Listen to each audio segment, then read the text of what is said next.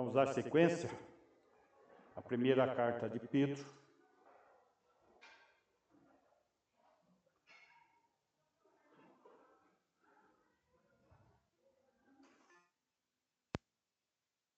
Dado muito as cartas de Paulo. E quando chegamos na carta de Pedro, vocês percebem a harmonia? Coisas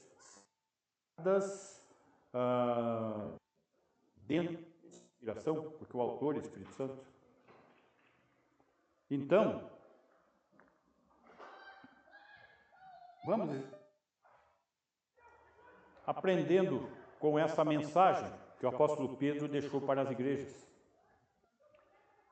Qual era a intenção de Pedro? Encorajar a honrar a Deus diante de crescente oposição, com reações adequadas ao sofrimento.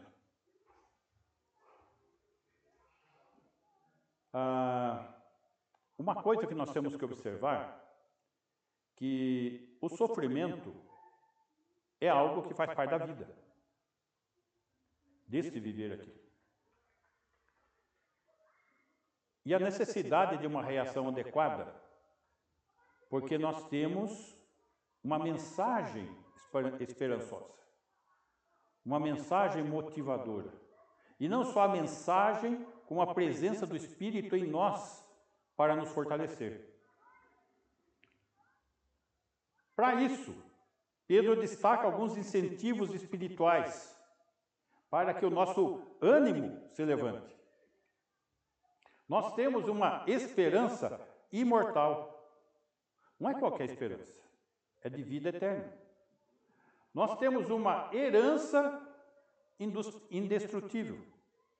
O Senhor está preparando as casas. A casa do meu pai há muitas moradas. A proteção inviolável. Quem nos separará do amor de Cristo? Não tem o que possa nos separar. Nem mesmo a morte pode nos separar de Cristo. Alegria inexprimível. Se nós estamos provando dessa comunhão, estamos tendo intimidade com o Senhor, Ele vai nos alegrar, independentemente das circunstâncias. Uma fé inestimável. É uma fé que não é essa fé vazia que o mundo tem. Não é uma fé em coisas como muito do mundo evangélico tem. É uma fé na vitória de Cristo, na pessoa dele. E essa glória que ele está nos céus, à destra do Pai, ela já se faz presente. Não no seu sentido absoluto, mas nós já temos parte dessa glória. Só que para nós podermos usufruir dela, é necessário amar, confiar e se alegrar em Cristo, para podermos usufruir. Chegamos diante da segunda divisão da carta, do 1,13 ao 2,10. Hoje nós estamos chegando no 2,3. Estamos quase terminando a segunda divisão da carta. Aqui, o que está sendo trabalhado? O caminhar em santidade. Precisamos caminhar em santidade. Essa está sendo uma ênfase. Se nós observarmos os temas da segunda parte, ele vai estar trabalhando muito esse aspecto de como está sendo o nosso viver. Para que possamos alcançar glória no presente. Deus é santo. Portanto, devemos caminhar em santidade. Sede santos, porque o Senhor é santo. Deus é Pai e nos ama. Precisamos valorizar isso. Só que nós temos que lembrar que Ele, sendo Pai e nós filhos, Ele nos trata como filhos, com uma disciplina firme, para o nosso próprio bem. Porque aquilo que nós produzirmos aqui, nós vamos carregar para a eternidade. E hoje nós vamos estar vendo a nova natureza nossa, do novo nascido, precisa florescer em amor e pureza. ainda dentro do tema santidade. O assunto continua sendo santidade. Só que agora ele vai mostrar alguns aspectos para que nós possamos desenvolver e viver na nossa comunidade, a nossa família, a família de Deus. Então, a vida do crente precisa respeitar a obra salvadora de Cristo. Precisa permitir que floresça em amor mútuo. É o tema de hoje. Começando no 1,13, Pedro combina exposição e exortação. Por isso, cingindo o vosso entendimento, sede sóbrios, esperar inteiramente na graça que vos está sendo trazida na revelação de Jesus Cristo. Aquele da combinação e exortação,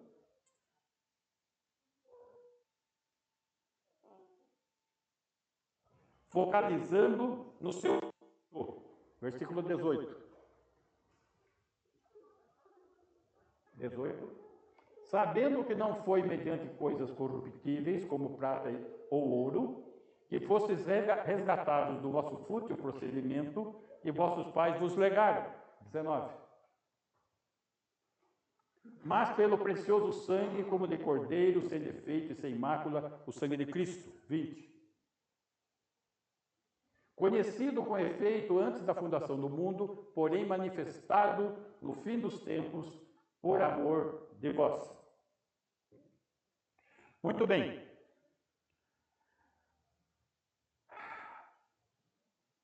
Só que isso tem um processo. E esse processo se dá com a ação da palavra de Deus em nossas vidas. Versículo 21. E por meio dele tendes fé em Deus, o qual o ressuscitou dentre os mortos e lhe deu glória, de sorte que a nossa fé e esperança estejam em Deus. 22. Tendo purificado a vossa alma pela vossa obediência à verdade, tendo em vista o amor fraternal, não fingido, amai-vos de coração, uns aos outros, ardentemente. Versículo 23. Pois fostes regenerados, não de semente corruptível, mas de incorruptível, mediante a palavra de Deus, a qual vive e é permanente. Esse já está atingindo esse que nós vamos trabalhar hoje. 22 e o 23. Ok? E nos conduzir a uma esperança de verdade,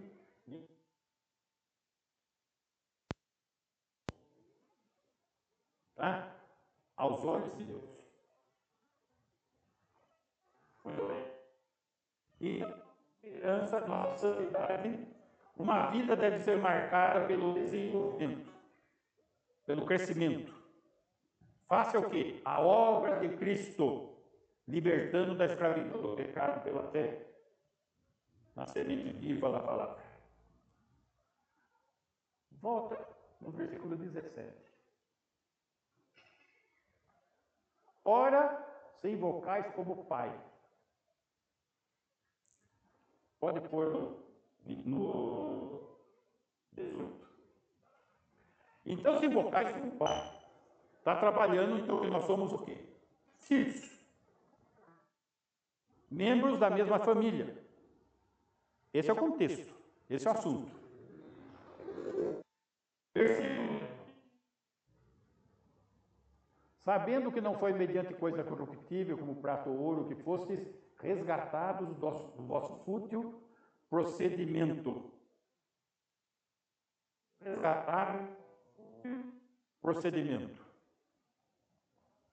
Agora, nós vamos começar a observar a questão do fútil procedimento, da onde nós somos resgatados, para podermos ser colocados na família de Deus.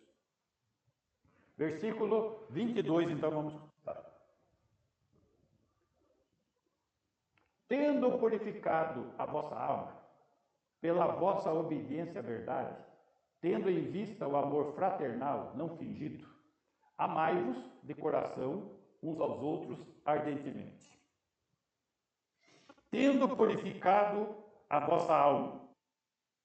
Quando aconteceu isso? Quando nós cremos, quando nós recebemos a semente da salvação, da palavra de Deus em nós. E o Espírito germinou essa palavra em vida, através do novo nascimento. Então, tendo purificado a vossa alma, quando que aconteceu isso? Quando cremos, né? Pela vossa obediência à verdade. A verdadeira fé, ela é obediente. A verdadeira fé é obediente. Então, aquele está... Qual que é a base da nossa estrutura? Sendo isso, nós devemos expressar o amor. Agora vamos ver em que amor ele está falando, né? Tendo em vista o amor fraternal não fingido. Essa palavra não é ágape, é Filadélfia. Lembra da igreja de Filadélfia? Então, Filadélfia quer dizer amor fraternal. Então, aqui a palavra é Filadélfia, amor fraternal não fingido.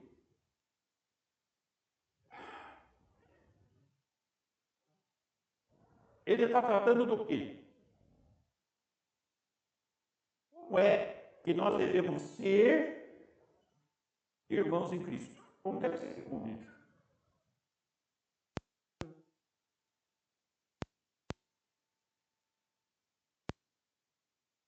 Somos nascidos de Deus. Amor aos irmãos é uma prova que nós somos nascidos de novo. Quando João, o apóstolo João, escreveu a primeira carta de João, teve um propósito: saberdes que tendes a vida eterna. E como é que os irmãos, como é que nós devemos saber que temos a vida eterna? Se temos o amor na prática. Essa é a prova que temos a vida eterna.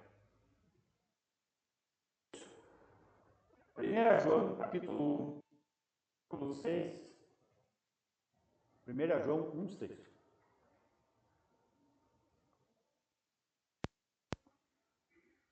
Se dissermos que mantemos comunhão com Ele e andarmos nas trevas, mentimos e não praticamos a verdade. 7.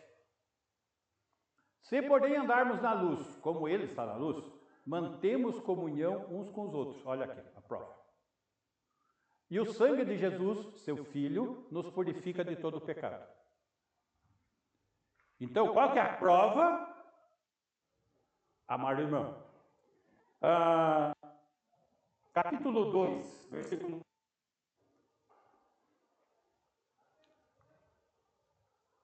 Aquele que diz estar na luz e odeia seu irmão, até agora está nas trevas. Está vendo? Aqui é a prova. 10. Aquele que ama seu irmão permanece na luz, e nele não há nenhum tropeço. Notem, qual que é a prova se somos nascidos de novo? Se produzimos o fruto do Espírito. 11. Aquele, porém, que odeia seu irmão está nas trevas, e anda nas trevas, e não sabe para onde vai, porque as trevas lhe cegaram os olhos. Percebam, aonde que está o ônus da prova do novo nascimento? Que temos a vida eterna, que é o propósito da carta. O amor aos irmãos. Capítulo 3, versículo 9. Todo aquele que é nascido de Deus não vive na prática de pecado, pois o que permanece nele é a divina semente, o Espírito Santo. Ora, esse não pode viver pecando, porque é nascido de Deus, versículo 10. Nisto são manifestos os filhos de Deus e os filhos do diabo. Como que são manifestos? Se amamos. Todo aquele que não pratica a justiça não procede de Deus, nem aquele que não ama a seu irmão. De novo, a prova do novo nascimento é o amor. Versículo 16. Nisto conhecemos o amor, que Cristo deu a sua vida por nós, e devemos dar a nossa vida pelos irmãos. Poxa, que tipo de amor é esse que tem que ser manifesto aos irmãos? Dar a vida. Dar a vida. Não é um amor do dia a dia, não. 17. Ora, aquele que possuir recursos deste mundo e vir a seu irmão padecer necessidade e fechar-lhe o seu coração, como pode permanecer nele o amor de Deus? Percebam, aqui, necessidade. Seu irmão não tem comida na mesa, seu irmão não tem remédio para se cuidar, tem que ajudar, irmão. É isso que o texto está falando. Versículo 18. Filhinhos, não amemos de palavra, nem de língua, mas de fato e de verdade. De fato e de verdade. Capítulo 4, versículo 7.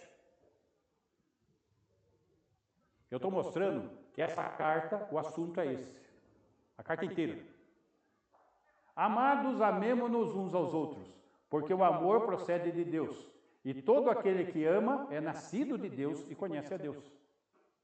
Qual que é o ônus da prova do novo nascimento? O amor. 8. Aquele que não ama não conhece a Deus, pois Deus é amor. Percebam só, trabalha com esse paralelo e comprovando toda a tese. Versículo 20. Se alguém disser, amo a Deus, e odiar a seu irmão, é mentiroso. Pois aquele que não ama seu irmão, a quem vê, não pode amar a Deus a quem não vê. Ora, temos da parte dele este mandamento, que aquele que ama a Deus, ame também a seu irmão. Então, aqui nós estamos defendendo a premissa inicial dessa nova natureza. E essa nova natureza de nascido de novo precisa florescer, precisa acontecer em amor e pureza.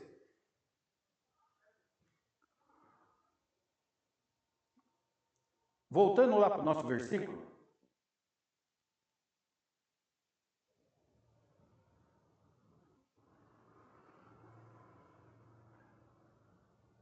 Então vimos isso aqui, tendo em vista o amor fraternal não fingido, amai-vos, aqui é ágape, de coração uns aos outros, ardentemente.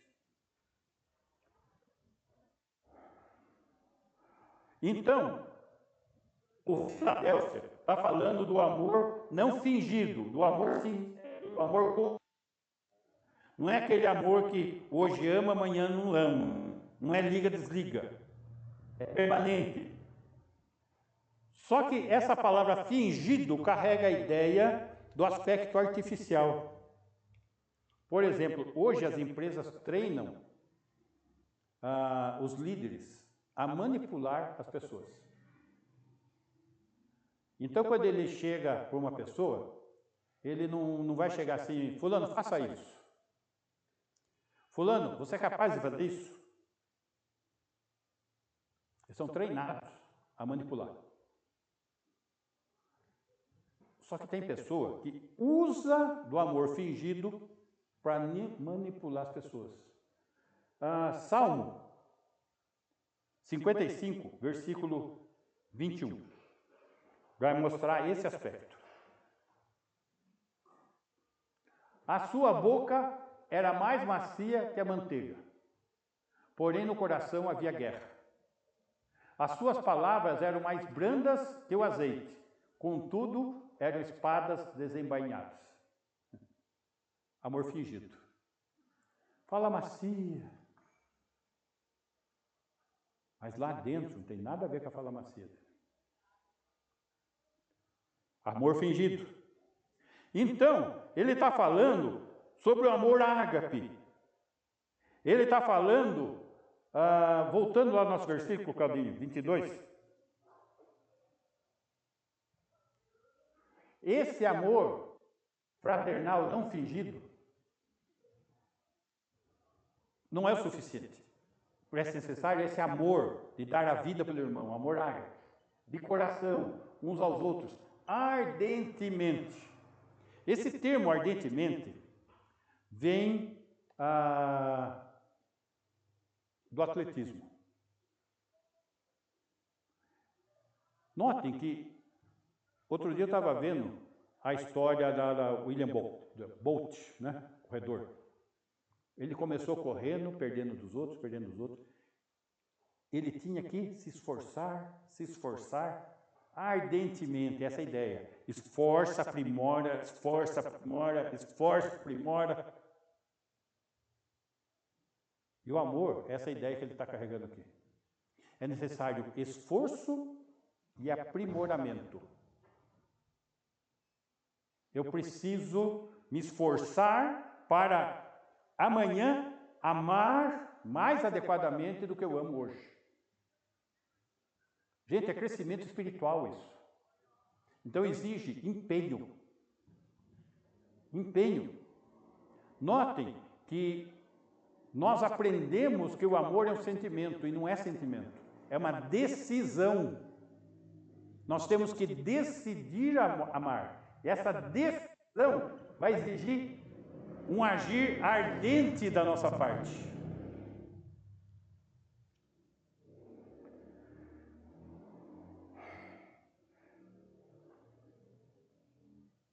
E se nós formos perceber que ele fala da vossa obediência à verdade. Esse mover ardentemente é uma decisão de obediência à verdade. Não é um sentimento. É obediência.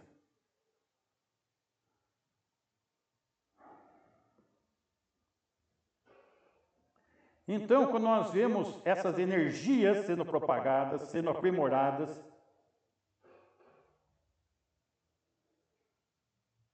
nós vemos que é pela obediência à verdade. Disse Jesus, a minha palavra é verdade.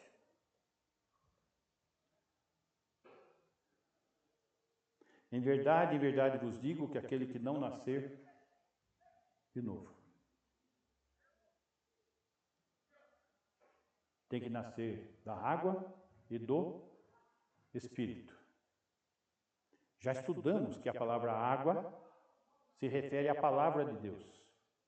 Preso dentro do mesmo contexto de João 3, quando chega no capítulo 4, ele fala para a mulher samaritana, Jesus, ele poderia dar uma água a ela que jamais ela teria sede. E o texto fala que ela ser da água e do Espírito. Então são duas sementes espirituais. Uma semente espiritual está no versículo 23. Vira o 23 para mim, Claudinho. Pois fostes regenerados, ou gerados de novo, não de semente corruptível, algo que se corrompe, que envelhece, mas de incorruptível, mediante a palavra de Deus. A palavra de Deus é a semente incorruptível, a qual vive e é permanente. Toda vez que eu vejo esse texto, eu me lembro do missionário inglês, David Livingstone. Ele foi o primeiro missionário que foi para a África. E lá ele ficou muitos anos até morrer. E o pessoal ficou preocupado, porque não sabia mais do Livingstone. Mandaram pessoas atrás.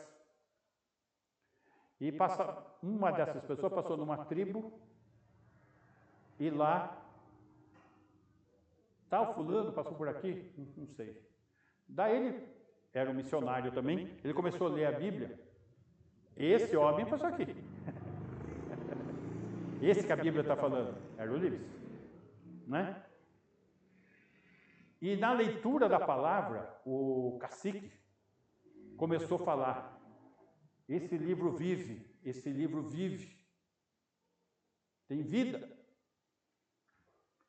E aqueles indígenas, africanos, amavam tanto a Livingstone, que quando a Inglaterra pediu o corpo dele para ser sepultado na Inglaterra, eles devolveram sem o coração.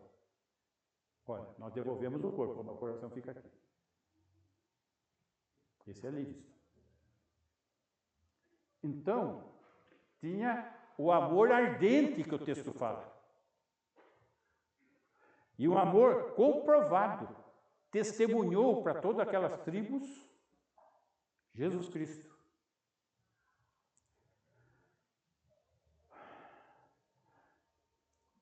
Quando nós vimos aqui uma semente, a outra semente está onde? 1 João, capítulo 3, versículo 9. Nós já passamos por esse texto, vamos ver de novo.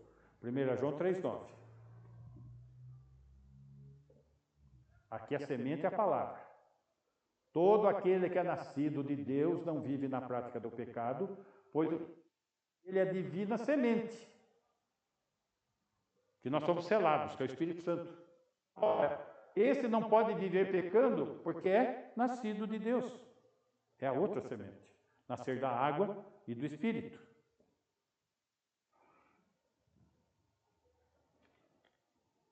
João 3,5.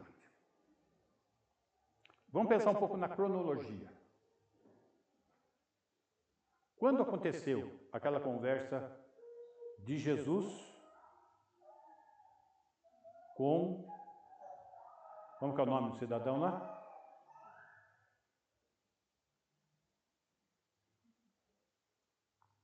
Nicodemos.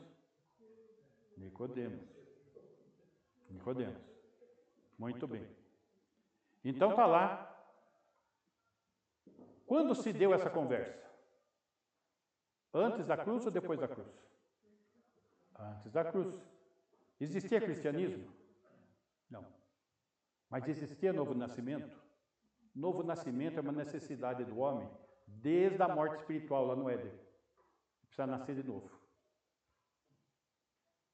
Nós, a igreja, tem um particular, tem algo ímpar, algo que nos diferencia no nosso novo nascimento. Efésios capítulo 1, versículo 13. Nicodemos nasceu de novo. Como todos aqueles que creram, nasceram de novo. Mas nós temos um diferencial. Em quem também vós, depois que ouvistes a palavra verdade, a semente da salvação aqui. Evangelho de vossa salvação, tendo nele também crido, fostes selados com o Santo Espírito da promessa. Só nasceu o selo do Espírito. É algo especial, concedido somente para a igreja. Porque o selo do Espírito Santo nos conduz até a presença de Cristo. O Espírito Santo, ele tem um ministério a ser realizado, corporativo, ao corpo de Cristo. Isso fica claro no versículo 14. O qual, Espírito Santo, é o penhor da nossa herança, é garantia, até ao resgate da sua propriedade. Quando que é o resgate da propriedade? Então o Espírito Santo sela e nos conduz até a presença de Cristo, é o papel corporativo dele. Então,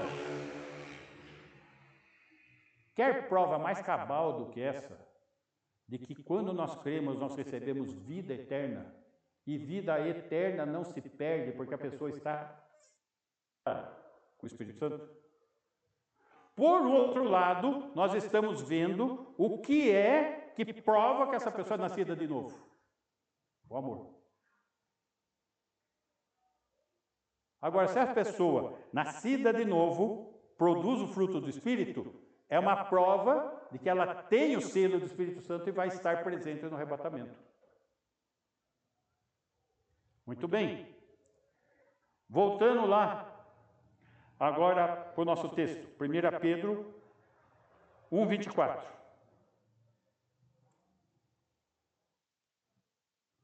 Pois toda a carne é como a erva, e toda a sua glória como a flor da erva, seca-se a erva e cai a sua flor. 25. A palavra do Senhor, porém, permanece eternamente. Ora, esta é a palavra que vos foi evangelizada, aquela que permanece para sempre. Se você creu, essa palavra nos conduz até a presença do Senhor, porque ela permanece para sempre. Mas nós somos como a flor da erva. Nasce a erva, floresce a erva, cai a flor da erva, seca a erva, passou. O que vai determinar o futuro daquela erva que um dia viveu aqui? Se creu.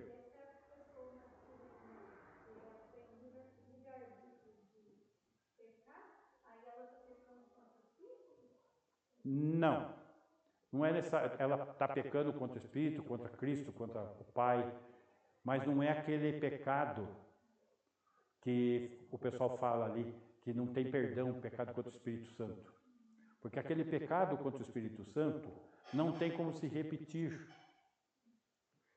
Está lá em Mateus capítulo 12, quando Jesus expulsa o demônio daquela pessoa. E eles questionam se foi pelo poder do Espírito ou pelo poder de Beelzebul, e falam que é pelo poder de Beelzebul. Só que o texto aconteceu aquele ato por causa de uma profecia de Isaías que estava cumprindo ali. Então, naquele momento se cumpriu a profecia de Isaías, aonde Jesus manifestou o poder do Espírito para libertar aquele endemoniado. E as pessoas falaram que foi por Beelzebul.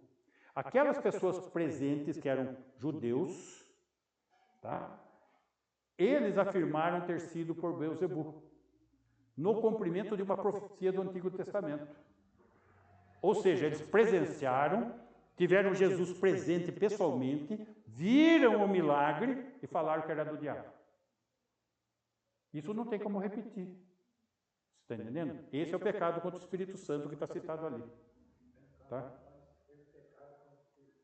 Eles pecaram contra o Espírito Santo naquele momento, aqueles que estavam presentes. Entendeu? É esse o pecado do Espírito Santo que o texto fala. Não tem nenhum outro texto que vai falar de pecado contra o Espírito Santo fora desse contexto da presença de Jesus pessoalmente manifestando um milagre profetizado por Isaías. Entendeu?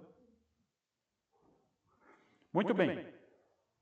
Então, aqui mostra o caráter transitório da natureza humana, como erva.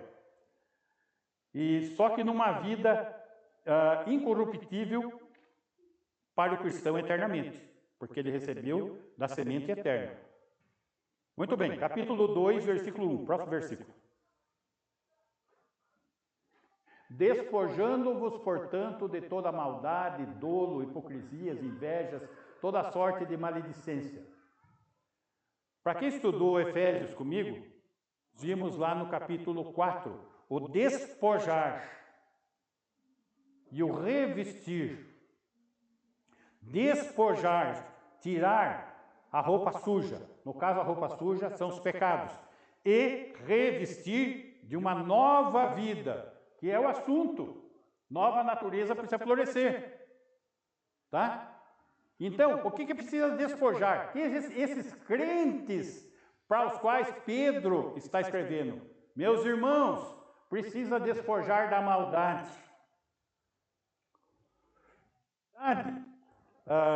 Ela tem diversos aspectos, mas um aspecto mais comum é a maldade dos pensamentos.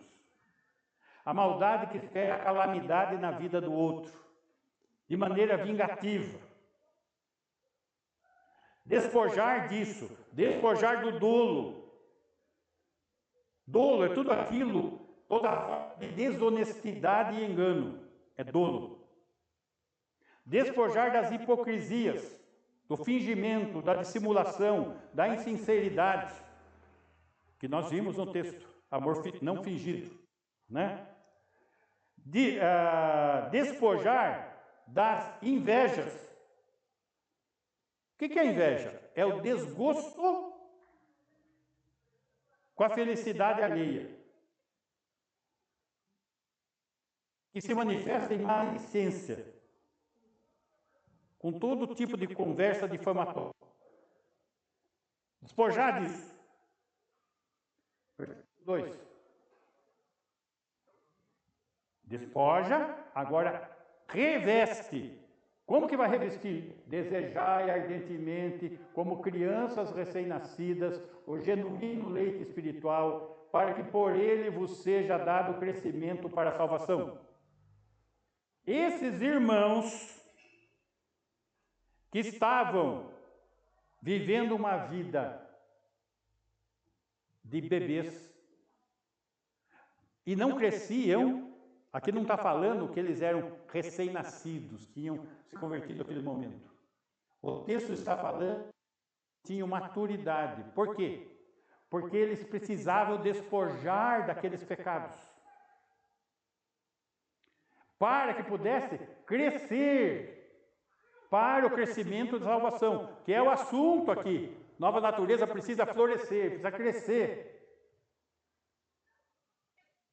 Aqui está mais ligado àquela situação lá do texto de Hebreus. Vamos ver o texto de Hebreus, capítulo 5, versículo 11.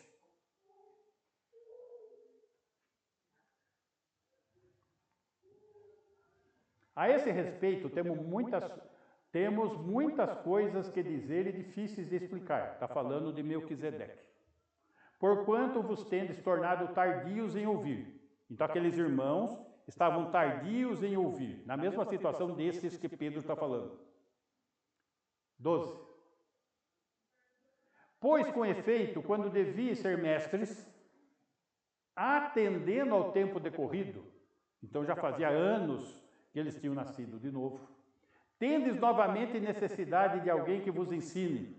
Ou seja, não crescia, não aprendia, não desenvolvia, não tinha mudança. Quais são os princípios elementares dos oráculos de Deus, ou seja, a Bíblia? Assim vos tornastes como necessitados de leite e não de alimento sólido. Eles não tinham como assimilar alimento sólido. Então Pedro estava falando o que para eles? Despoja dessas coisas, meus irmãos. E toma esse leite para vocês crescerem. É o mesmo assunto, está aqui. 13. Ora, todo aquele que entra de leite é inexperiente na palavra da justiça, porque é criança. E a palavra criança aqui é lactente. O que é um lactente? De colo que mama no peito. Era a situação lá, nos Hebreus, e era a situação lá com Pedro, e tem sido a situação geral das igrejas. 14. Mas o alimento sólido é para os adultos, para aqueles que pela prática, pelo viver cristão, né, precisa florescer em amor e pureza, prática, tem as suas faculdades exercitadas. O que é faculdade? Mente. Toda a escritura é útil para o ensino, para a repreensão, correção, educação na justiça. Faculdades exercitadas. Então precisa ler a Bíblia, precisa estudar a Bíblia, precisa entender a Bíblia e precisa ter mudanças na vida segundo aquele ensino. Faculdade exercitada. Para discernir não somente o bem, mas também o mal. Ter discernimento. Discernimento do Espírito vem pelo conhecimento da palavra e a prática do viver cristão. Aqui nós vemos o quê? Precisamos ter essa nova natureza, que é necessário florescer em amor e pureza. Amor, que é a prova do novo nascimento, e pureza, despojando dos pecados.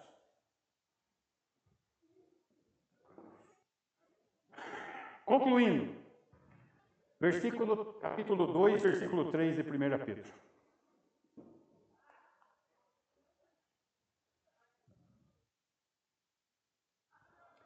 Se é que já tendes a experiência de que o Senhor é bondoso. Nós cantamos o último hino a respeito da obra de Cristo, da bondade dele, do amor dele. E essa experiência se tem quando? Quando nós cremos, entregamos a nossa vida. Só que essa vida, ela não pode parar. Eu nasci e vou ficar o tempo todo um bebê? É isso que ele está chamando a atenção. Então, se nós temos essa experiência, nós devemos o quê? Praticar isso. Essa nova natureza deve nos conduzir a florescer o amor e a pureza. Notem como Pedro está sendo objetivo e prático. Mas a gente está podendo ter essa compreensão à luz da Bíblia. Os paralelos e os textos que estão no mesmo tipo de contexto, por ensinamento de outro apóstolo, no caso Paulo, outro apóstolo João. Por quê? Porque o autor da Escritura é Paulo, João, movidos pelo Espírito de Deus para mostrar a palavra, o que ele deseja de nós. E é isso que ele deseja de nós. É isso que precisamos buscar, é isso que precisamos desejar ardentemente. Ardentemente. Aí é uma decisão de obediência. Amor é uma decisão, não um sentimento. É uma decisão de obediência. Que o Senhor nos ajude. Amém? Vamos orar, vamos ficar em pé?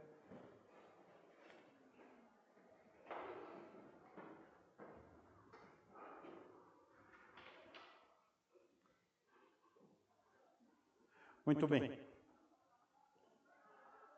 Eu gostaria de colocar para os irmãos a necessidade de estarmos orando por algumas coisas, tá? Pelos enfermos, em especial a Márcia, o Reinaldo.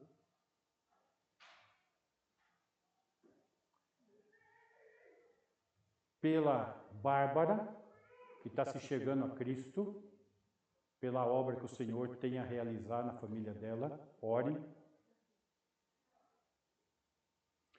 Pela Carol, que se desviou, e a Sandra está pedindo oração por ela, que ela está talvez com problema de apêndice. Que Deus possa usar isso para restaurar. Então, que a oração dos irmãos é muito importante. Oremos. Senhor, queremos agradecer porque temos sido transformados pela Tua Palavra, pela ação do Teu Espírito. Que esse novo viver, Senhor, possa trazer um florescimento real de amor ardente e de pureza, Senhor, onde a obediência, Senhor, aos Teus padrões de santidade sejam não somente respeitados, mas vividos, Senhor, com alegria. Grato, Senhor, pelo privilégio de recebermos da Tua palavra, do Teu ensino. Ajuda-nos, Senhor, a praticar o exercício da Sua vontade. Clamamos, Senhor, pelos enfermos, em especial pela irmã Márcia. Clamamos, Senhor, pela Bárbara, que Tu possa estar operando na sua vida e de sua família. Clamamos, Senhor, pela Carol, que necessita, Senhor, de restauração. Que o Senhor possa estar trabalhando também com a sua vida. Assim nós oramos no nome de Jesus. Amém. Que o amor de Deus, o Pai, manifesto na entrega do seu Filho, o Senhor Jesus, que tem derramado superabundante graça, Senhor, sobre as nossas vidas. E tem se feito presente em nós, na pessoa de Deus, o Espírito Santo, que tem nos consolado, tem nos ensinado e tem nos guardado até o dia de nos encontrarmos contigo. Que assim seja com a tua igreja hoje e sempre. Amém. Ok, irmãos?